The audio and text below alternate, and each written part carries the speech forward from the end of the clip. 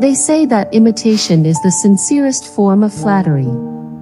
But standing there on the cracked pavement, watching the grand opening of the new shop across the street, I didn't feel flattered. I felt sick. The balloons were pastel pink and mint green, the exact colors of my brand. The font on the sign above the door, Sweet Serenity, was a blatant copy of the handwriting on my own logo. But the worst part wasn't the decor. It was what I saw through the large glass window. There, arranging a tray of lavender lemon scones, my grandmother's secret recipe, the one I had spent 10 years perfecting, was a woman I had welcomed into my home. A woman I had fed. A woman I had treated like the daughter I never had. And standing right behind her, tying her apron with a smile I hadn't seen in years, was Mark. My husband of 20 years. He laughed at something she said, his hand lingering on her shoulder just a second too long. It was a scene of perfect domestic happiness. The only problem was, that life belonged to me. That business belonged to me. And until 6 months ago, that husband had belonged to me, too. I tightened my grip on my purse, feeling the paper of the legal notice crinkle inside. I took a deep breath, smelling the exhaust of the passing cars instead of the vanilla and yeast I was used to. How did I let this happen? How was I so blind? To understand the end, I have to take you back to the beginning. Back to the rainy Tuesday when kindness became my greatest weakness. My life before Chloe was simple. It was quiet, smelling of flour, sugar, and hard work.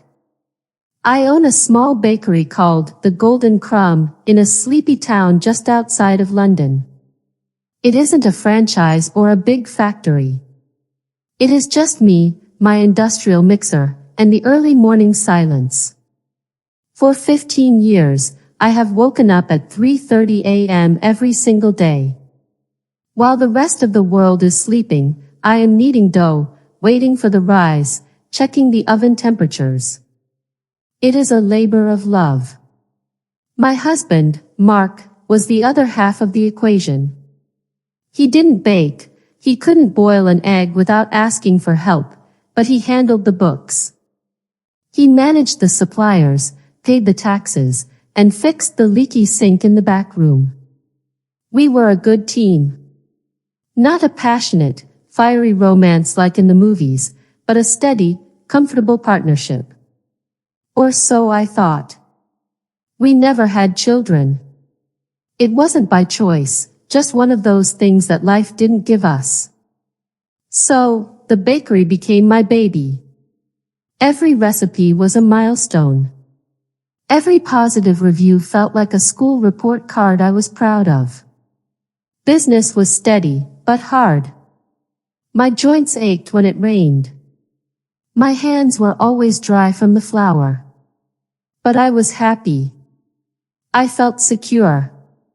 Then came that Tuesday in November. It was pouring rain. The kind of gray, heavy rain that makes the sky look like a bruised peach. The bell above the bakery door chimed, cutting through the sound of the storm. I looked up from the counter, wiping my hands on my apron. Standing on the welcome mat was a young woman. She couldn't have been more than 24. She was soaked to the bone.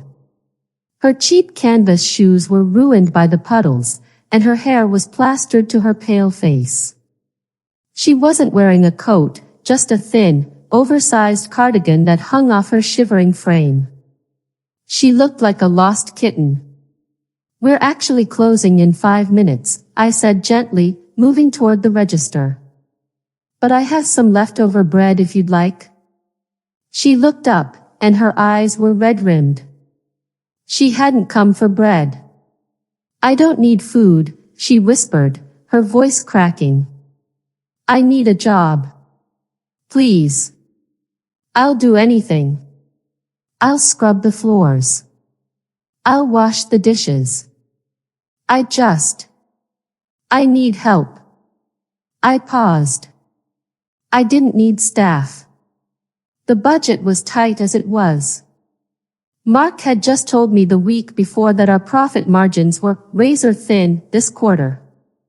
I'm sorry, I started to say. We aren't hiring. The girl's shoulders slumped, and a fresh tear mixed with the rain on her cheek. She turned to leave without arguing, looking so defeated, so utterly alone, that my heart squeezed in my chest. I saw myself in her.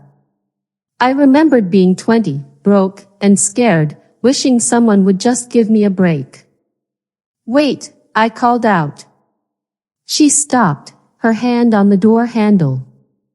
What is your name? I asked. Chloe, she said softly. Chloe Miller. I sighed, ignoring the logical voice in my head, the voice that sounded a lot like Mark, telling me to let her go. Grab a towel from the back, Chloe, I said. You can't go back out in that rain. Let's talk. That was the moment. That was the decision that unraveled everything. If I had just let her walk out into the rain, I would still have my recipes. I would still have my peace. But I opened the door, and I invited the storm inside. For the first few weeks, everything seemed perfect. Too perfect. Chloe was a hard worker. She didn't complain about the early hours. She scrubbed the baking sheets until they shined like mirrors. She organized the pantry, labeling the jars in neat, looping handwriting. She was eager to please, always looking at me with wide, admiring eyes. You're amazing, Elena, she would say, watching me frost a wedding cake. How do you get the buttercream so smooth? It's like magic. It's not magic, it's practice, I would smile, feeling a warm glow of pride. It felt good to be admired. It felt good to teach someone. Mark, however, was skeptical. We can't afford her, Elena, he said one evening as we sat over dinner. He was picking at his roast chicken, looking tired. I'm looking at the numbers. Her wages are eating into our savings. She helps me, Mark, I defended her. My back doesn't hurt as much. And the customers love her. She remembers their names. Sales are up a little bit, aren't they? Mark sighed and took a sip of wine. A little. But be careful. We don't know much about her. She's a sweet girl who fell on hard times, I said firmly. She just needs a mentor. Mark didn't argue further, but he kept his distance from her at the shop. At least, in the beginning. But slowly, the dynamic began to shift. It started with the recipes. The Golden Crumb was famous for 3 things: my lavender lemon cake, my midnight dark chocolate tart, and my rosemary sourdough. These recipes were not written down in any computer. They were in a battered, leather-bound notebook that I kept locked in the drawer of my desk in the back office. One afternoon, about 2 months after Chloe started, I walked into the back office to grab an invoice. Chloe was there. She jumped when I opened the door. She was standing by the desk, and the drawer, the one I usually kept locked, was slightly open. Chloe? I asked, frowning. What are you doing in here? She spun around, her face flushing pink. She held up a stapler. I was just looking for the stapler, she stammered, a nervous laugh escaping her lips. To attach the receipts. Like you asked. I looked at her, then at the drawer. The key was in my apron pocket. Had I left it unlocked? I was usually so careful. The stapler is on the shelf, Chloe, I said slowly. Not in my private drawer. I'm so sorry, Elena. I just panicked and started looking everywhere, she said, her eyes filling with those instant, weaponized tears she was so good at. I didn't mean to snoop. Please don't be mad. I softened. She looked so young, so clumsy. It's okay, I said, taking the stapler from the shelf and handing it to her. Just ask next time. She nodded and scurried out of the room. I walked over to the desk and pulled the drawer open. My leather notebook was there. It looked untouched. I ran my thumb over the cover, a strange feeling of unease settling in my stomach. I shook it off. Don't be paranoid, Elena, I told myself. She's just a girl. But looking back now, I realized that was the first crack in the foundation. She wasn't looking for a stapler. She was testing the locks. She was seeing how far she could push before I pushed back. And while I was worrying about my recipes, I didn't notice that she had turned her attention to something else I held dear. My husband. It started with a scarf. It sounds trivial, doesn't it? To lose your marriage and your livelihood over a piece of fabric. But looking back, that was the first time the cold dread really settled in my stomach. I have a signature look. I've always worn silk scarves, bright, patterned vintage things that I tie around my neck to keep the flour off my collar. My favorite was an emerald green one with gold stitching. Mark gave it to me for our 10th anniversary. One morning, about 3 months after Chloe started, she walked into the bakery wearing it. Not it, exactly. But a scarf that was identical. The same emerald shade, the same gold thread. She had tied it in the exact peculiar knot that I used, a knot I had invented because my hands were often stiff in the mornings. I froze with a tray of croissants in my hand. Good morning, she chirped, tying her apron. She looked fresh, young, and vibrant. The green made her eyes pop. It made me feel faded. That scarf, I said, my voice sounding tight. It looks just like mine. She touched the silk, feigning surprise. Oh. Does it?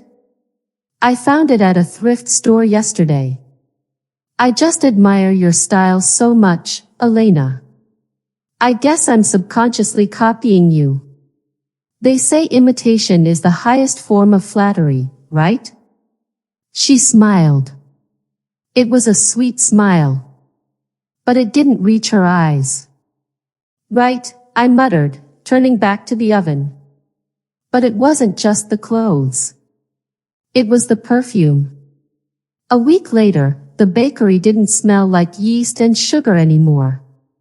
It smelled of midnight rose, my perfume. The one I only wore on date nights. She had bought the same bottle and was spraying it liberally before her shifts. Then, Mark changed. For years, Mark had been a background husband.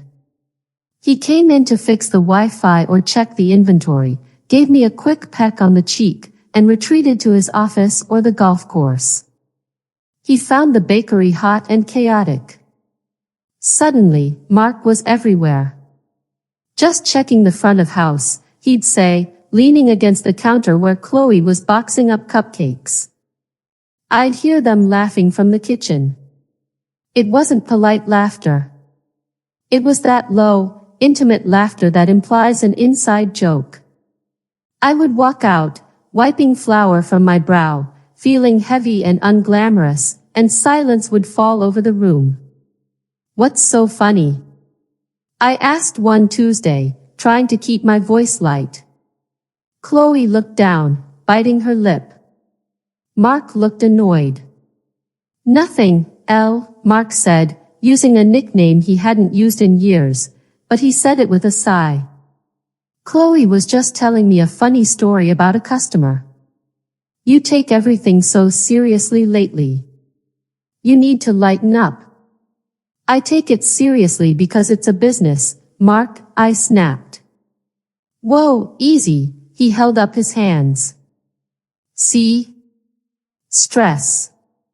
It's bad for your blood pressure. Maybe you should go home early today. Chloe and I can close up. I looked at them, standing side by side behind the glass display case. They looked like a couple. They looked right together. And I looked like the tired, nagging mother interrupting their playdate. I'm fine, I said, turning on my heel. I'll close my own shop. But the seed was planted. Mark wasn't just tolerating her employment anymore, he was championing it. The dynamic shifted aggressively in the 4th month. Chloe stopped asking me questions. She started making decisions. I came in one morning to find the display case rearranged. My signature dark chocolate tarts, which always sat front and center on the top shelf, had been moved to the bottom. In their place were bright, garishly decorated, unicorn cupcakes that I had never approved. Chloe, I called out, my patience fraying. Why are the tarts on the bottom? They are our best seller. She popped her head out of the back room, holding a clipboard. My clipboard. Oh, Mark and I were talking, she said casually. We think the brand needs a refresh. Younger demographics, you know? The tarts are a bit old-fashioned. The cupcakes are trending on Instagram. Mark and you were talking? I repeated slowly. About my menu? Our menu, surely, Mark's voice came from the doorway. He walked in, freshly shaved, smelling of expensive cologne. He never wore cologne to the bakery.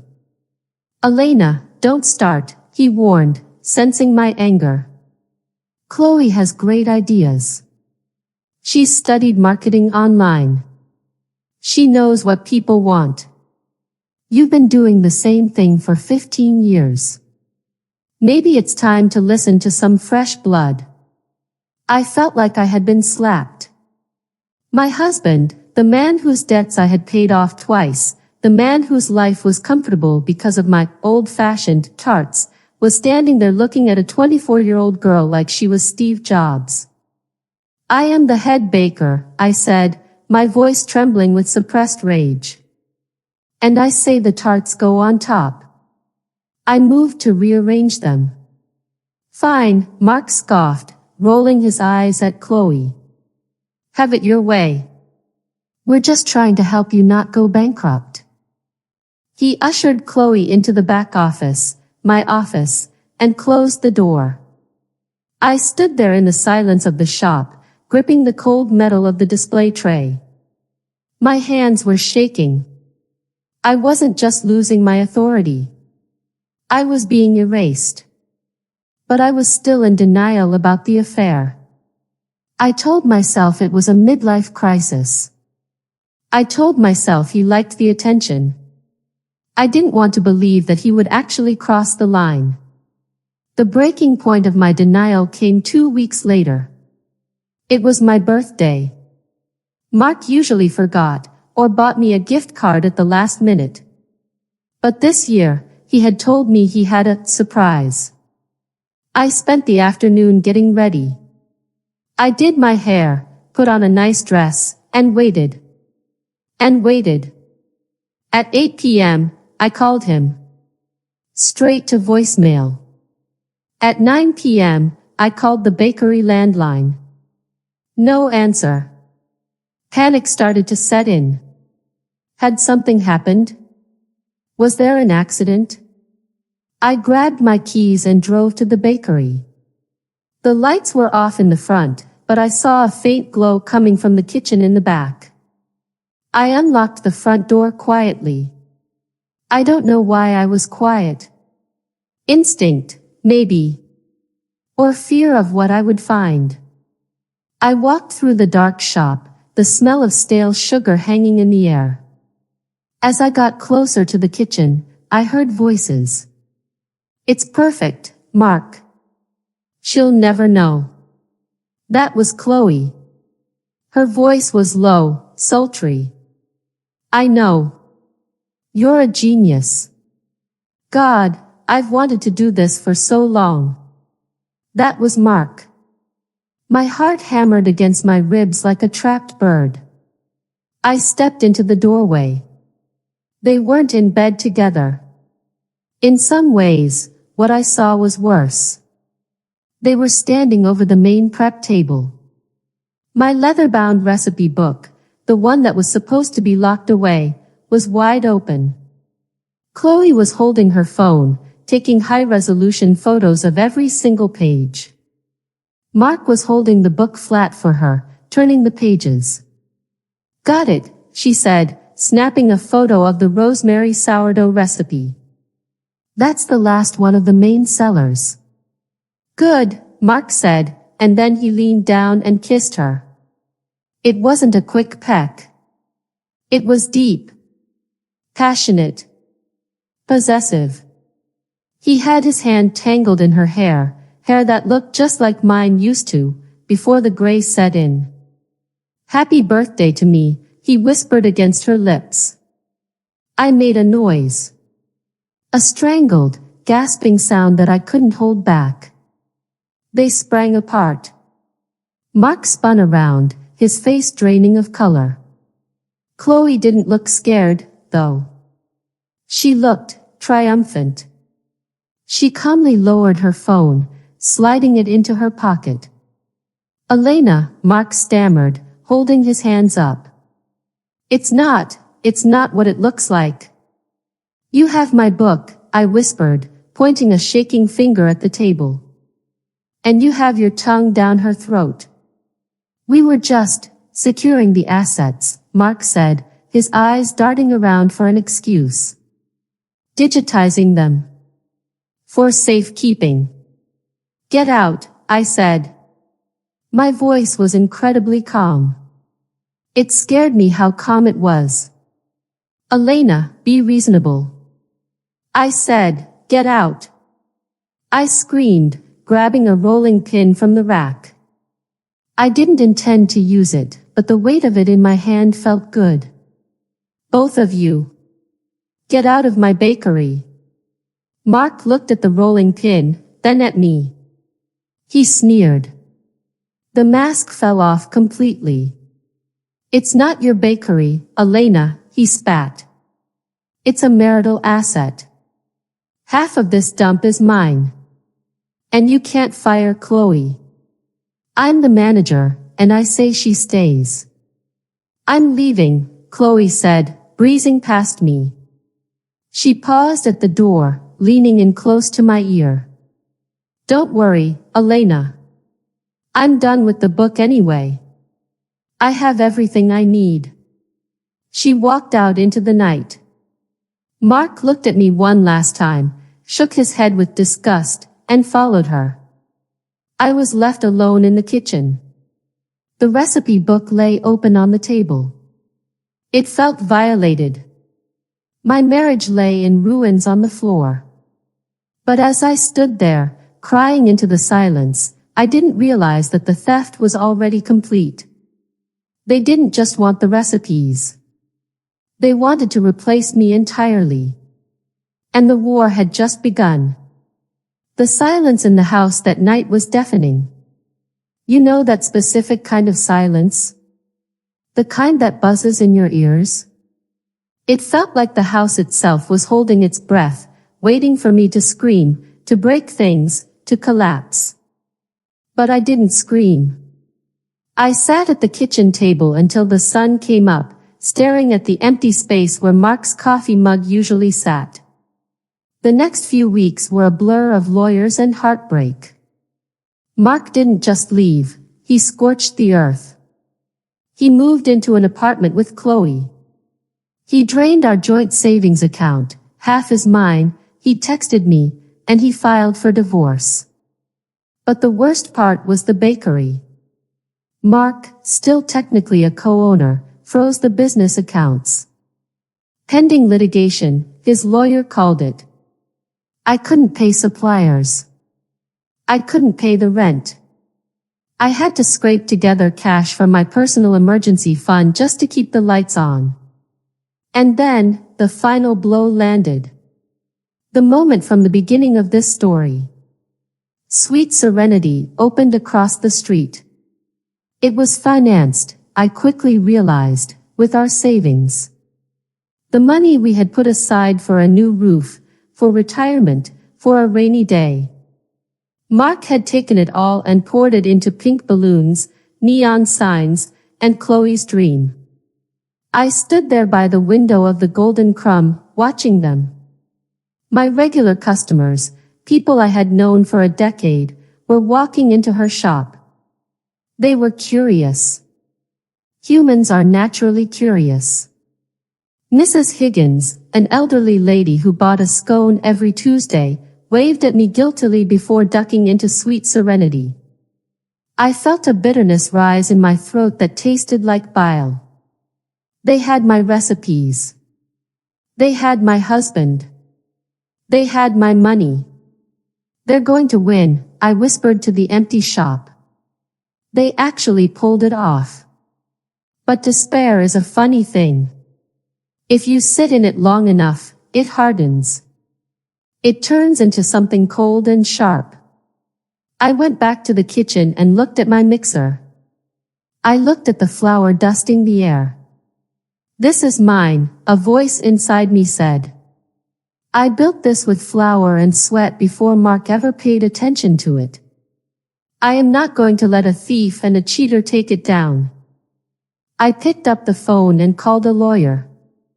Not just a divorce lawyer, but a forensic accountant. A man named Mr. Henderson who had a reputation for being a shark in a cheap suit. Elena, Mr. Henderson said, sitting in my back office a few days later. He was looking at a stack of bank statements I had printed out. Mark was sloppy. Sloppy?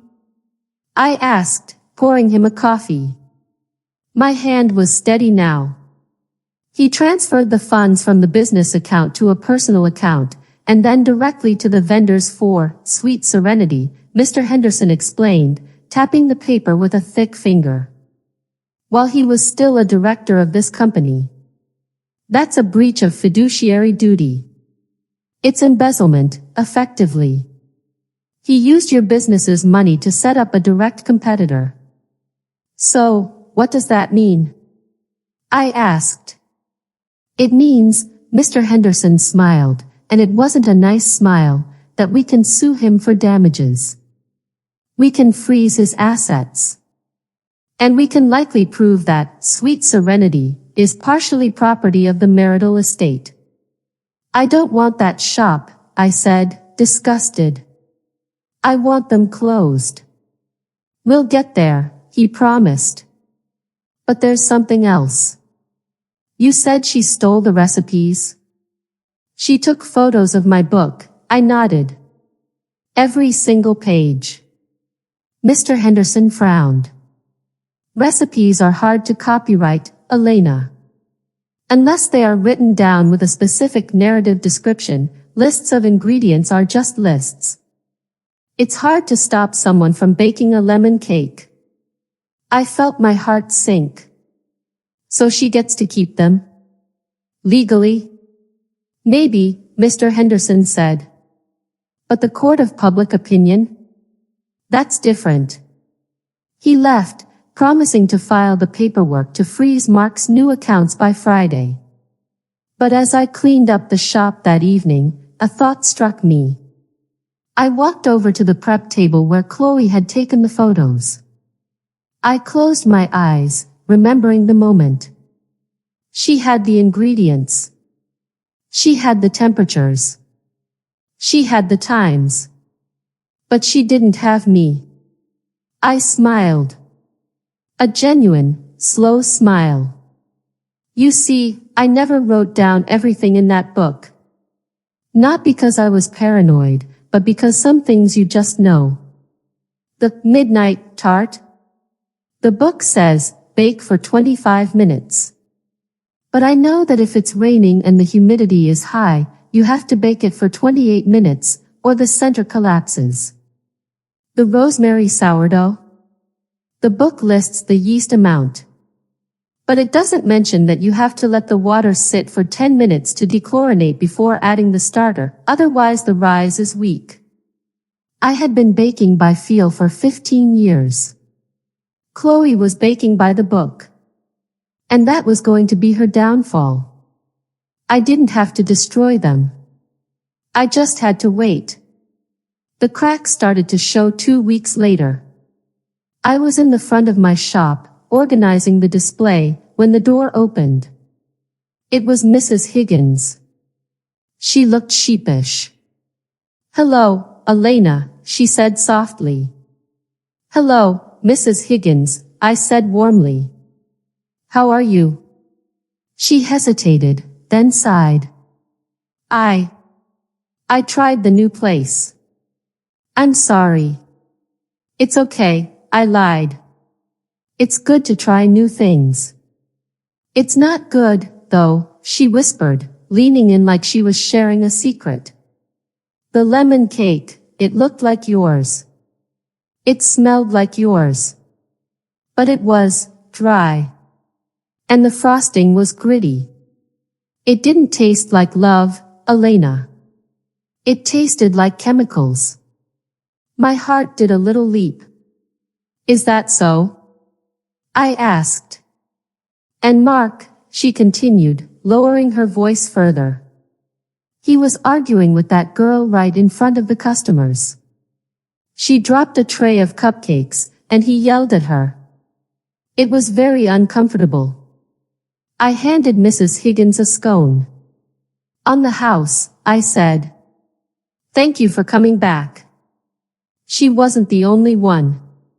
Slowly, the trickle of returning customers began. The reviews on their Google page started to pop up. "Looks nice, but tastes bland." Service was chaotic. The owner was rude. The chocolate tart fell apart as soon as I touched it. Overpriced. I read them at night with a glass of wine, feeling a grim satisfaction. Karma was heating up the oven. But I wasn't done. I didn't just want them to fail because of bad baking. I wanted justice. On a Friday afternoon, Mr. Henderson called me. "We got the court order," he said. The judge agreed. "Since Mark used embezzled funds to start the business, we have a temporary injunction. We're freezing the operating accounts of Sweet Serenity effective Monday morning." "What does that mean for them?" I asked. "It means," Mr. Henderson said, "that on Monday, they won't be able to buy flour. They won't be able to pay their staff. And Mark is going to receive a very unpleasant visit from a process server." I thanked him and hung up. I looked out the window across the street. Sweet Serenity was busy. It was the weekend rush. Mark was standing at the door, greeting people, playing the part of the successful businessman. Chloe was in the window, frosting a cake. They looked happy. They looked successful. They had no idea that the ground beneath them was about to crumble. I decided it was time for one final push. The town needed to know the truth. Not just rumors, but the facts. I sat down at my computer and opened the community Facebook group. It had 15,000 members. It was the digital heartbeat of our town. I began to type. To my loyal customers and neighbors. Many of you have asked why my husband is no longer at the Golden Crumb, and why a new shop has opened with recipes that look remarkably familiar. I have stayed silent to protect my dignity. But now that my livelihood is threatened, I feel I owe you the truth. I typed for an hour. I told them about the night in the kitchen. I told them about the stolen savings. I didn't use insults. I didn't call Chloe names. I just laid out the timeline and the facts. I attached a photo. Not of them kissing, I deleted that, it was too painful, but of the legal document Mr. Henderson had sent me. The one showing the transfer of $50,000 from the Golden Crumb to Sweet Serenity LLC, unauthorized. I took a deep breath. My finger hovered over the post button. This was the nuclear option. Once I did this, there was no going back. I would be airing our dirty laundry to the whole world. But then I looked at my hands. My dry, flour-dusted, hard-working hands. They deserved better than this. I pressed post. I didn't sleep that night. I sat in my living room, watching the notifications on my phone light up the dark room like fireflies. Ding. Ding. Ding. At first, I was terrified to look. I thought they would call me bitter. I thought they would say I was a jealous ex-wife airing private drama. But when I finally picked up the phone, my breath caught in my throat. It wasn't hate. It was an avalanche of support. I had no idea, wrote the woman who owned the florist shop next door. I'm so sorry, Elena. We stand with you. That explains why the quality went down across the street, wrote a local dad. Team Golden Crumb all the way. Stealing money from your wife to fund a mistress is a new low, wrote someone I didn't even know. By morning, the Post had 500 shares. The town wasn't just gossiping, they were furious. In a small community, betrayal is personal. Everyone knew how hard I worked. Everyone had seen my lights on at 4 a.m. for 15 years. To see that effort stolen felt like an insult to honest work. Monday morning arrived with a gray, steel-colored sky. I unlocked the Golden Crumb at my usual time, but I didn't turn on the open sign yet. I just made myself a cup of tea and stood by the window. I was waiting for the show. At 7 a.m., a large delivery truck pulled up in front of Sweet Serenity. It was their main flower supplier. I saw the driver jump out with his clipboard. Mark came out, looking stressed. He hadn't shaved. He was wearing the same clothes as yesterday. They spoke for a moment. I saw Mark hand over a credit card. The driver swiped it on his portable machine. He shook his head. Mark laughed nervously and handed him another card. The driver swiped it. He shook his head again. I could see Mark's gestures getting wilder. He was pointing at the shop, pleading. The driver wasn't having it. He climbed back into his truck, slammed the door, and drove away with the flower. Mark stood on the curb, looking small. Then, he looked across the street. He saw me. I didn't wave. I didn't smile. I just took a sip of my tea and held his gaze. He stormed across the street, dodging traffic, his face twisted in red-faced rage. He slammed his hand against my locked glass door. Open up, he screamed. Elena, open this door. I walked over and unlocked it. I wasn't afraid of him anymore. The man I loved was gone, this was just a desperate stranger. He burst in, bringing the smell of cold rain and panic with him. What did you do? He shouted, his voice echoing in the empty bakery. None of the cards work. The supplier just left. We have orders to fill. I didn't do anything, Mark, I said calmly, leaning against the counter. The law did. It's called a freezing injunction. It happens when you steal $50,000. It's my money too, he yelled. I earned it. You didn't earn a penny of it, I corrected him, my voice low but hard as stone. You sat in the office playing solitaire while I burned my arms on these ovens. You managed the books, yes. But you didn't build the value. And you certainly didn't have the right to give it to her. You're ruining me, he whispered, the anger suddenly draining out of him, replaced by fear. If we don't open today, we're done. The rent is due tomorrow. The loans. Elena, I took out loans in my name. I looked at him. Really looked at him. I looked for the man who had held my hand at my mother's funeral. I looked for the man who used to make me coffee on Sundays. He wasn't there. All I saw was a leech. That sounds like a you problem, I said. Just then, the door chime rang again. It was Chloe. She didn't look like the vibrant, smug girl from the week before. She looked pale. She was holding her phone. Mark, she said, her voice trembling. Have you seen Facebook? Not now, Chloe. Mark snapped at her. No, Mark, you need to look, she said, shoving the phone in his face. Everyone knows.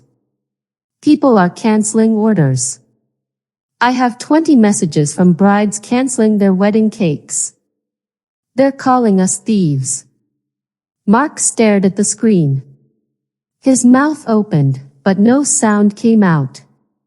Chloe looked at me. For a second, I thought she would apologize. I thought she would show some remorse. Instead, she looked at Mark with pure disgust. You told me you had money, she hissed at him. You told me this was all legal. You said she was crazy and that the business was basically yours. It was. Mark stammered. It is. We just need time. I don't have time for this, Chloe said, backing away. I'm not going down with you. My name isn't on the lease. I'm out. Chloe, wait. Mark reached for her. Don't touch me, she snapped. She ripped off her apron, the one with the stolen logo, and threw it on the floor of my shop. I'm going back to my parents. Good luck with your wife. She walked out. She didn't look back. The silence that followed was heavy. The only sound was the hum of my refrigerator and Mark's ragged breathing. He looked at the door where she had vanished, then he looked back at me. His eyes were wet. Elena, he choked out. She just left me. I told you, I said softly. She didn't want you, Mark. She wanted the lifestyle. She wanted the shortcut. He took a step toward me, his hands out, palms up. A gesture of surrender. I made a mistake, he whispered. A huge mistake. I was an idiot. Midlife crisis, I don't know. I lost my head. But we can fix this, right? You and me. We've been together 20 years, Elle. You can't just throw that away. I stared at him, incredulous. The audacity was breathtaking. Fix this? I repeated. Mark, you tried to destroy me. You didn't just cheat. You tried to bankrupt me. You tried to steal my life's work. You tried to humiliate me in my own town. I know, he pleaded, tears actually spilling onto his cheeks now. I'll make it up to you. I'll close the other shop. I'll come back to work here. I'll scrub the floors. Just call the lawyer.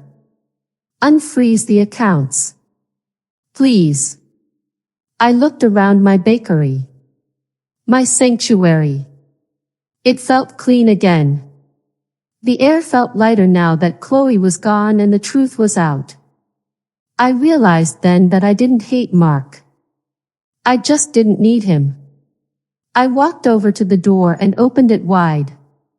The cold wind blew in, refreshing and sharp. Mark, I said. I want you to leave. Elena. I want a divorce, I continued, my voice steady and strong. I want full ownership of the golden crumb. Mr. Henderson will send you the paperwork. Do not come back here. Do not call me. But where will I go? He asked, looking like a lost child. I have no money. I have no apartment. You have a bakery across the street, I said, pointing to the dark, empty shop called Sweet Serenity. Why don't you go eat some of those dry cupcakes? I didn't wait for an answer. I stepped back inside and closed the door in his face. I turned the lock with a satisfying click. Mark stood there for a minute, knocking feebly on the glass. When he realized I wasn't coming back, he slumped his shoulders and walked away into the rain. I turned around and looked at my shop. It was 8 a.m. Time to open.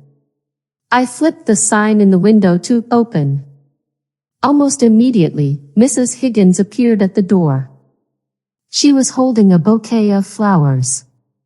For you, dear, she said as she walked in. I think you need some fresh colors in here. I took the flowers, burying my face in them to hide the tears that finally started to fall. But they weren't tears of sadness. They were tears of relief. The war was over. The usurpers were gone. The queen was back in her castle. It took a long time for the silence in my house to feel peaceful instead of lonely. But now, when I sit with my coffee in the morning, I don't miss the noise. I don't miss the lies. I still bake the lavender lemon cake every single day. Sometimes, I think about Chloe and Mark. I heard they moved a few towns over. I heard they broke up a month later. It seems that a relationship built on stolen money and deceit doesn't have a very strong foundation. For a while, I blamed myself. I thought I was stupid for opening the door that rainy Tuesday. I told myself that kindness was a weakness. But I've realized something important. My kindness wasn't the mistake. Their greed was the mistake. You can steal a recipe book. You can copy a logo. You can even wear the same scarf. But you cannot steal the years of hard work, the passion, and the love that goes into building a life. They wanted the harvest, but they weren't willing to plow the field. I'm still here. The golden crumb is still here. And my heart, though it has a few scars, is still open. I just make sure to check the locks a little more carefully now. Now, I have a question for you. If you were in my shoes, and Mark had come back truly broken and sorry, would you have given him a second chance? Or is betrayal the one ingredient that ruins the whole cake forever? Please, let me know your thoughts in the comments below. I read every single one. If this story touched you, or if you believe in the power of karma, please like this video and subscribe to the channel. It helps me share more stories like this one. Thank you for listening. And remember, know your worth, and never let anyone take it from you.